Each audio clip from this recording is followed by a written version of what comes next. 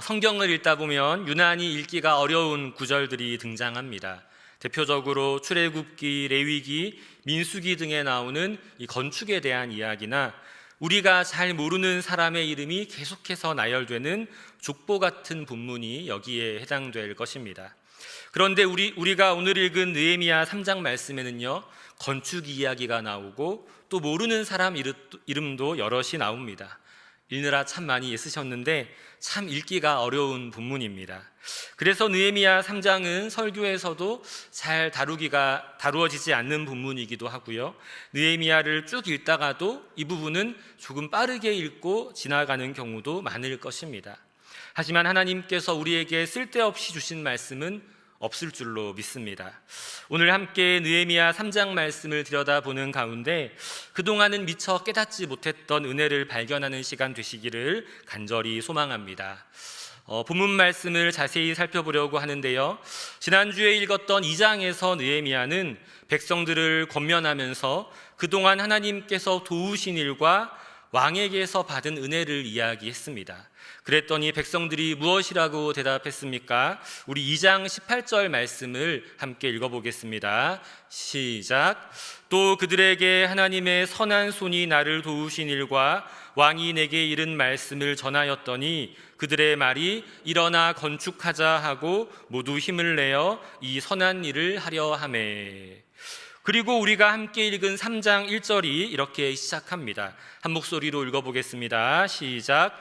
그때의 대제사장 엘리야십이 그의 형제 제사장들과 함께 일어나 양문을 건축하여 성별하고 문짝을 달고 또 성벽을 건축하여 함메아 망대에서부터 하나넬 망대까지 성별하였고. 이제 백성들은 2장에서 결단했던 것처럼 일어나 건축하기를 시작합니다.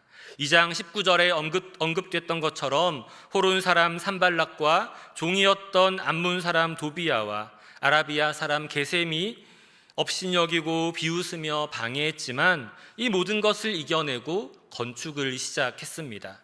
하지만 건축이 쉬운 것이 아니죠. 어떻게 이 어려운 일이 가능했을까요? 본문을 보면 성벽과 문들을 조각조각 부분으로 나누어서 각기 세우기 시작합니다. 모두 힘을 합하여 여럿이서 감당했다는 뜻이지요.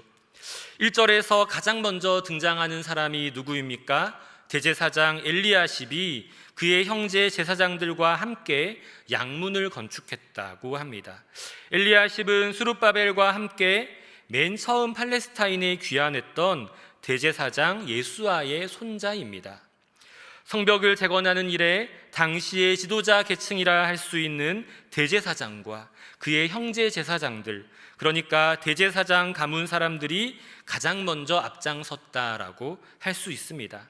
이들이 함께 일어나서 무엇을 건축했습니까? 양문을 건축하여 성별하고 문짝을 달았고 또 성벽을 건축해서 함메아 망대에서부터 하나넬 망대까지 성별하였다라고 합니다.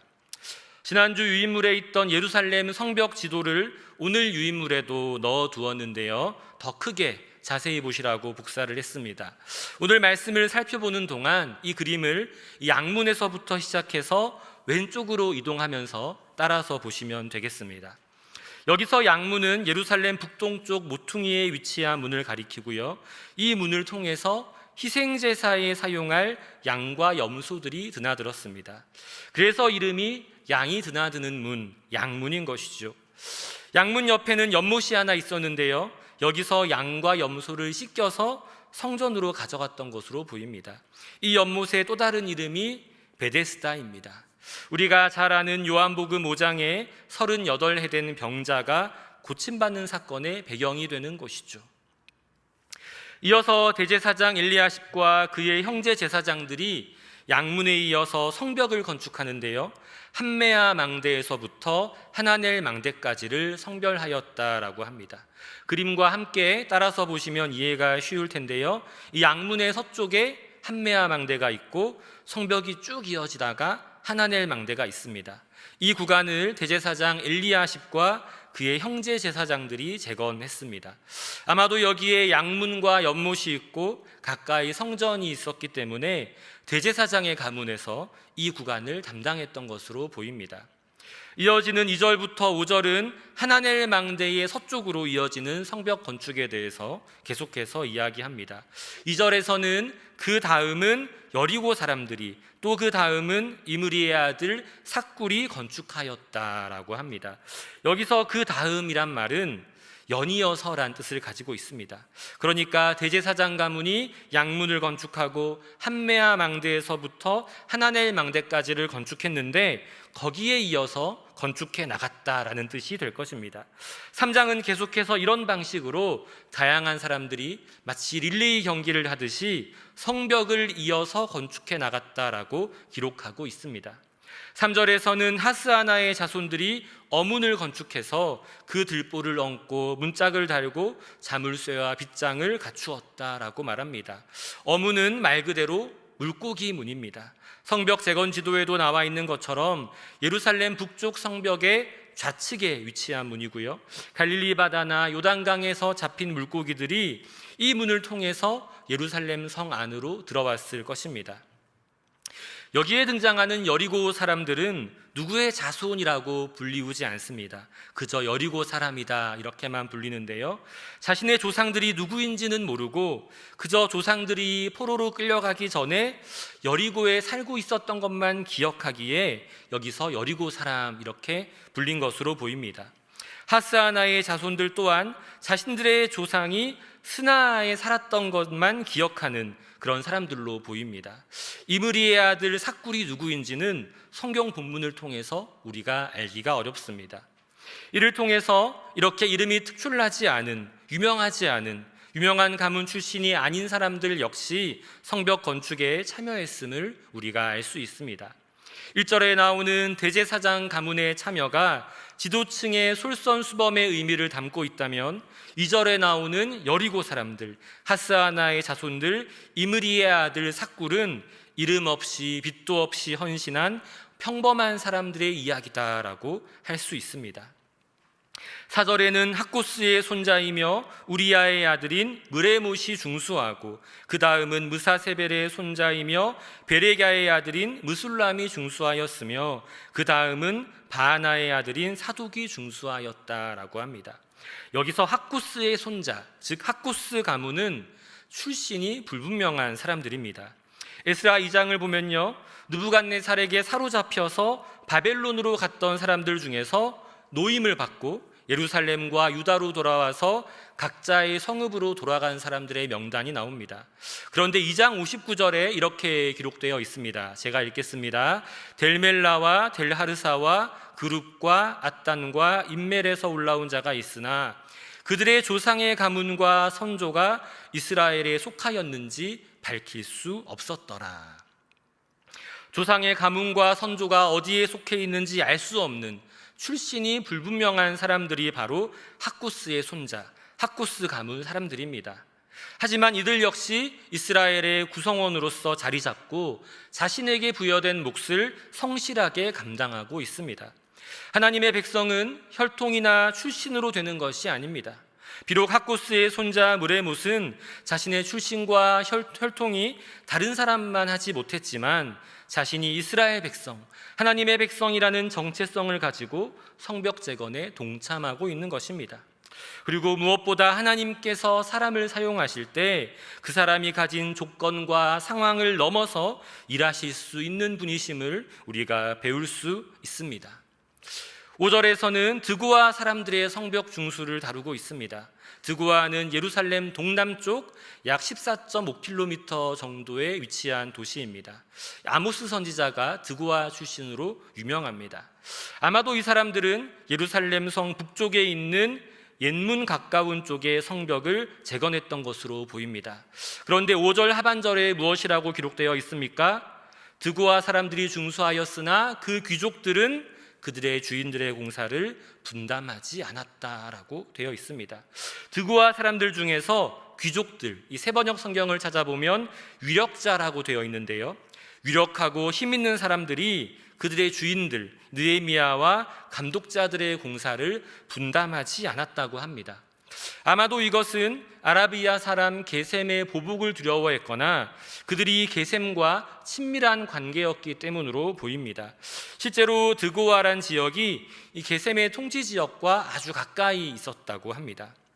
우리가 1절을 통해서 대제사장 엘리야십과 그 가문이 솔선수범해서 공사를 감당한 것을 배웠고, 이후에 나오는 여러 자손들은 족보도 가문도 명확하지 않지만 자신의 책임을 다한 것을 배웠습니다. 반면 드고아 사람들 중에 귀족들은 힘이 있고 유력한 사람들임에도 불구하고 거기에 합당한 책임을 지지 않고 있습니다. 우리는 우리 공동체가 처한 여러 가지 문제들을 마주할 때 어떻게 행동하고 있는지 생각해 보면 좋겠습니다. 대제사장 엘리야십과 그 가문 사람들처럼 우리의 신앙의 연수와 우리가 받은 직분은 우리 공동체를 향한 무거운 책임을 우리에게 요구합니다. 우리는 거기에 합당한 응답을 하며 살아가고 있는지요? 아니면 여러 이름 없는 가문 사람들처럼 내가 처한 자리가 그리 큰 책임을 요구하는 자리는 아닐 수도 있습니다. 하지만 예루살렘 성벽을 재건할 때 그들은 자신의 분량, 자신이 맡은 바를 잘 감당했습니다. 우리는 함께 공동체를 세워나감에 있어서 내가 마땅히 감당해야 할 나의 몫을 감당하고 있는지요? 아니면 혹시 우리가 드고아의 귀족들처럼 하나님께서 나에게 사명 잘 감당하라고 주신 귀한 직분과 신앙의 경험에도 불구하고 이 공동체를 세워나가는 일에는 무심하고 내 책임을 다하는 일에 소홀하진 않았는지, 말씀을 통해서 나는 어느 자리에 서 있는지를 돌아보면 좋겠습니다. 이어지는 6절부터 11절은 옛문부터 화덕망대까지의 재건 과정을 다루고 있습니다. 6절 말씀이 옛문은 이란 말로 시작하죠. 11절 마지막은 화덕망대를 중수하였고 라는 말로 끝이 납니다. 화덕망대는 나누어 드린 예루살렘 성벽 지도에는 풀무망대라고 되어 있는데 두 단어는 같은 말입니다. 6절은 옛문을 바세아의 아들 요야다와 부소드야의 아들 무술람이 중수하여 그 들보를 얹고 문짝을 달고 자물쇠와 빗장을 갖추었다라고 합니다. 또 7절에서 그 다음은 거기에 이어서 기브온 사람 물라랴와 메로노 사람 야돈이 강서쪽 총독의 관할에 속한 기브온 사람들 및 미스바 사람들과 더불어 중수했다라고 합니다. 또 8절에서는 역시 거기에 이어서 그 다음은 금장색 하레야의 아들 우시엘 등이 중수하였고, 그 다음은 향품 장사 하나냐 등이 중수하되 그들이 예루살렘의 넓은 성벽까지 하였다라고 합니다. 여기 등장하는 금장색이나 향품 장사는 시간이 넉넉하고 경제적으로도 넉넉했기 때문에 성벽 재건 사업에 적극적으로 참여할 수 있었을 것입니다. 하지만 앞서 등장한 드고아 귀족의 사례를 보면요, 가진 것이 많고 힘이 있다고 해서 누구나 공동체를 위해 헌신하지는 않습니다. 공동체를 사랑하고 공동체의 일을 나의 일로 받아들이는 그 마음이 있어야 헌신할 수 있는 것입니다. 오늘 말씀이 우리에게 말하고자 하는 것은 다양한 사람들이 성벽 재건에 참여했다는 것인데요, 가진 것이 적은 사람은 적은 것을 드리고 가진 것이 많은 사람은 많은 것을 드렸을 것입니다. 그리고 그들 모두는 공동체를 사랑하는 마음으로, 그리고 기쁜 마음으로 공동체를 바로 세워나가는 일에 참여했음을 기억하면 좋겠습니다. 9절 역시 그 다음은 이란 말로 시작합니다. 예루살렘 지방의 절반을 다스리는 후르의 아들 르바야가 중수했다고 하고요, 10절에서는 하루마베 아들 여다야가 자기 집과 마주대한 곳을 중수했다라고 합니다. 그 다음은 하삼느야의 아들 핫투스가 중수했고요, 11절에서는 하림의 아들 말기야와 바한모압의 아들 핫숲이 한 부분과 화덕망대를 중수하였다라고 기록하면서 옛문부터 화덕망대까지의 재건에 대한 기록을 마무리합니다. 여기서 화덕망대란 이름이 붙은 것은 이 망대의 근처에 이 빵 굽는 화덕이 있었거나 혹은 여기에서 불을 피워서 어떤 신호를 보냈기 때문이 아닐까라고 추정됩니다. 10절에 나오는 자기 집과 마주대한 곳을 중수하였다라는 표현이 참 인상 깊은데요, 우리는 우리의 사명을 멀리서 찾으려고 하는 경우가 참 많습니다. 우리가 복음을 전할 곳은 저 멀리 있는 미전도 종족일 수도 있지만 나와 마주대하고 있는 사람들, 나의 가족, 나의 직장 동료, 나의 친구들일 수도 있습니다. 이번에 우리 교회에서 대만으로 단기 선교를 가는데요, 얼마나 귀한 발걸음인지 모릅니다. 하나님께서 동행하시고 또 귀하게 사용하실 줄로 믿습니다. 그런데 멀리서 복음을 전하는 일을 잘 훈련하고 돌아오면 우리에게는 새로운 과제가 생길 것입니다. 복음이 얼마나 소중한 것인지를 깨닫고 왔으니 그 복음을 전하는 단기 선교가 끝나고 나면 이제 내가 늘 마주하는 사람들에게 늘 복음을 전하는 일상에서의 선교사가 되어야 합니다.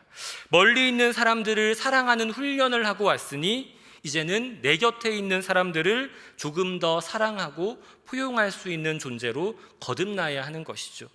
먼 곳에 나가서 복음을 전하는 일은 물론 소중합니다. 동시에 그 마음으로 나와 마주한 사람들에게 복음을 전하고 내가 머무는 곳에 그리스도의 향기를 남기는 일이 동시에 중요함을 우리가 꼭 기억하면 좋겠습니다.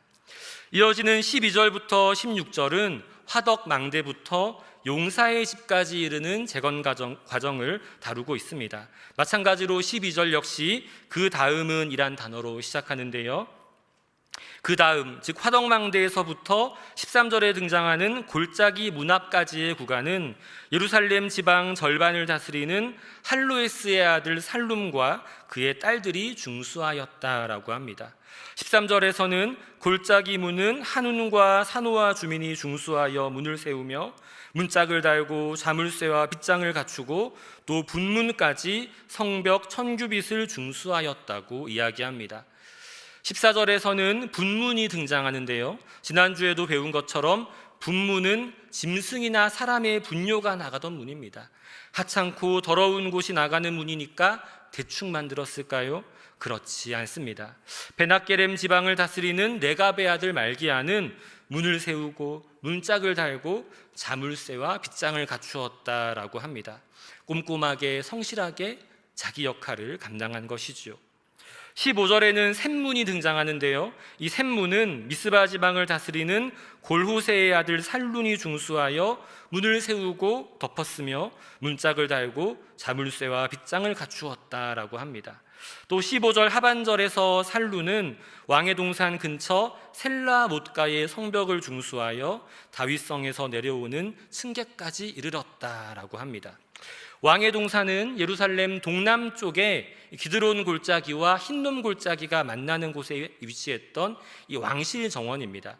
그런데 이 셀라못, 아마도 실로암못으로 추정되는 셀라못이 이 왕의 동산에 물을 대는 수원의 역할을 했습니다. 그런데 이 셀라못이 예루살렘 성 밖에 위치했기 때문에 이 연못을 보호하기 위해서 별도의 성벽을 쌓았다는 말입니다. 16절에서는 이어서 벳술 지방 절반을 다스리는 아스북의 아들 느헤미야가 중수하여 다윗의 묘실과 마주대한 곳에 이르고 또 파서 만든 못을 지나 용사의 집까지 이르렀다라고 합니다. 여기 나오는 느헤미야는 총독 느헤미야가 아닌 동명이인입니다. 아스북의 아들 느헤미야는 다윗의 묘실을 마주대한 곳에 이르렀다라고 하는데요, 이곳은 다윗과 그 후손들의 공동묘지였을 것입니다. 또 파서 만든 못은 히스기야 셈을 가리키는 말인데요, 과거에 히스기야 왕이 사네립의 침략을 받아서 포위된 때가 있었습니다. 이때 기온 샘물에 고랑을 파서 성 밖에 있는 샘물이 성 안으로 흘러들게 함으로써 식수 문제를 해결했던 장소입니다. 그리고 또 용사의 집까지 이르렀다라고 할 때 용사의 집은 다윗의 부하들이 사용했던 건물을 가리키는 말입니다. 특별히 12절에 그의 딸들이 중수하였다라는 말이 참 인상 깊습니다. 이 시대의 여성이 성벽 중수에 참여하는 일이 아마도 불가능할 것이다 라고 생각해서 이 기록은 틀렸다라고 주장하는 학자들도 있다고 합니다. 하지만 고대 아테네를 보아도 무너진 성벽 재건에 여성이 동원된 기록이 있고요, 또 구약 성경을 보면 남자 형제가 없을 경우에 아버지의 이름과 재산을 상속받을 권리가 딸들에게 있었습니다. 오늘 읽은 느헤미야 말씀이 성벽 재건을 위해서 다양한 사람이 한 마음으로 합력했음을 강조하는 내용이기 때문에 딸들도 성벽 재건에 힘을 모았다라는 기록이 전혀 어색하지 않습니다.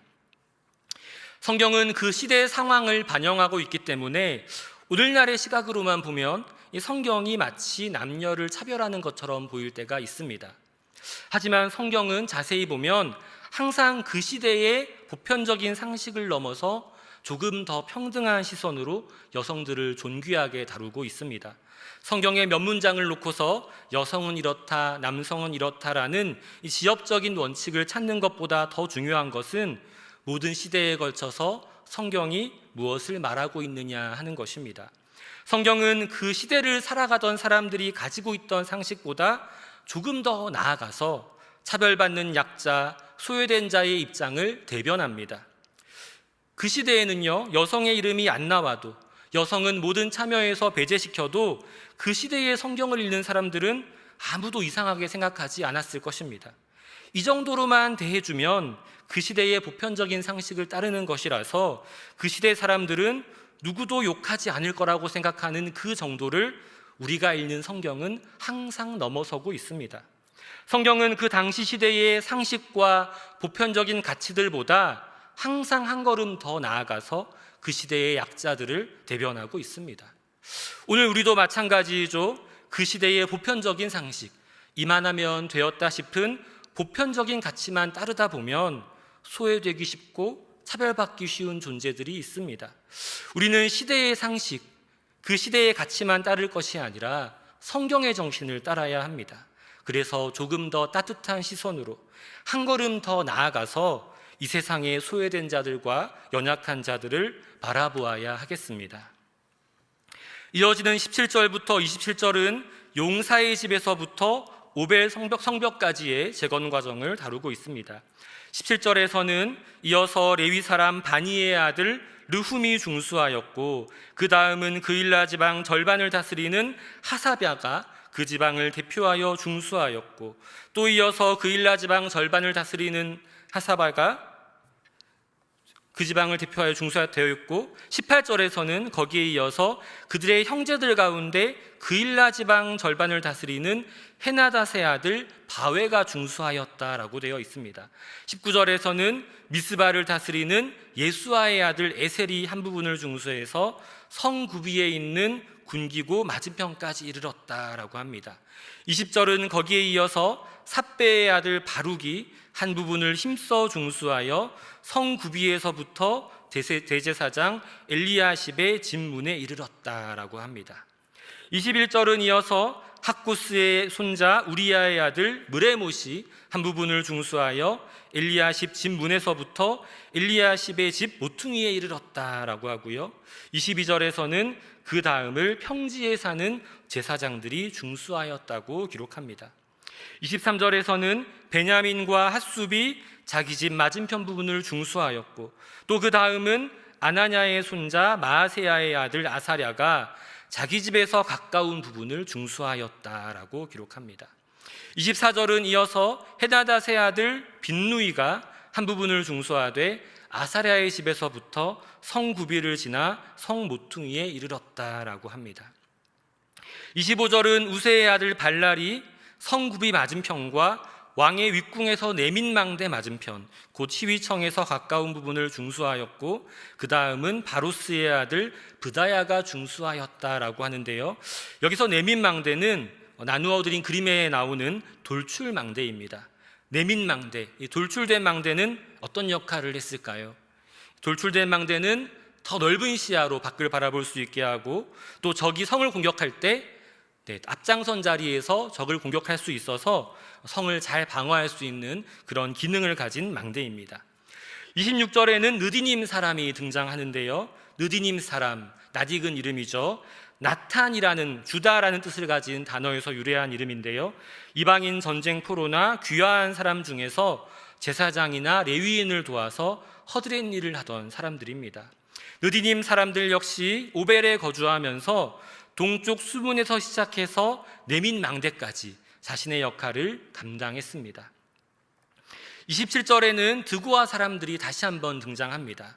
비록 힘있고 유력한 귀족들이 도와주지 않았지만 나머지 드고아 사람, 평범한 드고아 사람들은 묵묵히 자신들의 몫을 담당해서 내민 큰 망대, 돌출망대에서부터 5배 성벽까지의 성벽을 중수했다라고 합니다. 우리가 흔히 얘기하는 말들 중에 윗물이 맑아야 아랫물이 맑다 이런 말이 있죠. 드고아 사람들은 그들의 지도층이라고 할 수 있는 귀족들이 동참하지 않았음에도 불구하고 자신들이, 평범한 사람들이 열심히 성벽 재건에 참여했습니다. 윗물이 더럽다고 해서 아래에서 아무것도 하지 않으면 아무 일도 일어나지 않습니다. 비록 지도자나 지배계층이 제 몫을 못하더라도 우리 공동체가 잘못된 길을 가도록 방치할 수는 없습니다. 윗사람만 탓하고 원망만 하다가 내가 할 일을 놓쳐서는 안 됩니다. 그렇기에 내가 감당할 일은 무엇인가? 공동체를 바로 세워나가기 위해서 내 자리에서 내가 감당할 일은 무엇인가?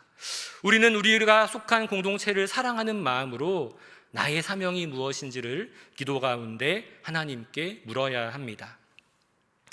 마지막으로 28절부터 32절은 마문에서부터 이제 맨 처음으로 돌아옵니다. 1절에서 양문으로부터 시작된 성벽 재건이 32절에서는 양문으로 마무리되고 있습니다. 28절은 마문 위로부터는 제사장들이 각각 자기 집과 마주대한 부분을 중수하였다라고 하고요. 29절에서는 임멜의 아들 사독이 자기 집과 마주대한 부분을 중수하였고, 그 다음은 동문지기 스가냐의 아들 스마야가 중수하였다라고 기록합니다.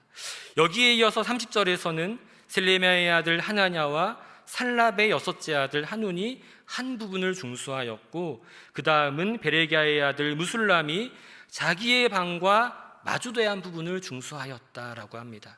31절은 이어서 금장색 말기야와 한밑간 문과 마주대한 부분을 중수하여서 느디님 사람과 상인들의 집에서부터 성모퉁이 성루에 이르렀다라고 기록하고요.